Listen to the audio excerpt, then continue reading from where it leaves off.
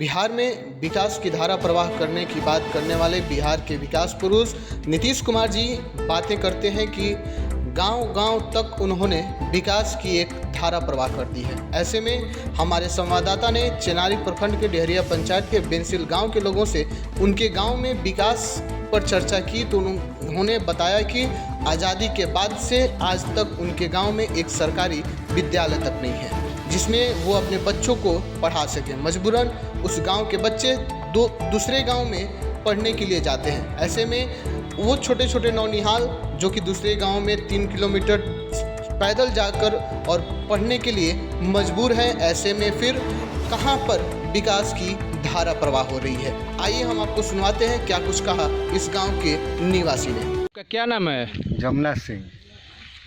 5 सालों में आपके गांव का कितना विकास हुआ है? हमारे गांव में कोई विकास नहीं हुआ है।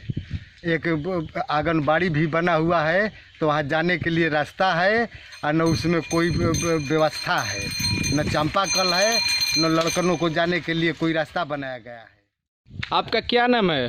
संजय तिवारी। 5 सालों में आपके गांव का कितना विकास हुआ है? गांव का विकास तो कुछ नहीं हुआ है। आपके गांव की मुख्य समस्या क्या है? हमारे गांव का मुख्य समस्या है आज तक आज़ादी के बाद तो फिर हमारे गांव में न एक सरकारी भवन भी नहीं है, आज तक स्कूल नहीं है हमारे गांव में, सबसे ज़रूरी काम। जबकि हमारे गांव की जनसंख्या 500 से ऊपर है। आज भी हमारे गांव के छोटे छोटे बच्चे आनी गांव में पढ़ने के लिए जाते हैं और सरकार और विधायक, मंत्री, सांसद कितने आए कितने गए, हर बार उनसे सवाल किया गया, लेकिन आज तक कोई इस पर ध्यान ही नहीं दिया। आप हमारे चैनल के माध्यम से यहाँ के क्षेत्रीय जनप्रतिनिधि और सरकारी अधिकारियों से क्या संदेश देना चाहेंगे? हम आपके माध्यम से अपने सरकारी अधिकारियों को ये संदेश देना चाहते हैं कि कितना ही गांव में स्कूल और अस्पताल के लिए लोग ज़मीन खोजते हैं, जबकि हमारे पास सरकारी ज़मीन और स्कूल के लिए और अस्पताल के लिए सरकार ने छांट कर रखा है। इसमें कोई प्रॉब्लम नहीं है, किसी को ज़मीन खोजो चाहे कुछ खोजो।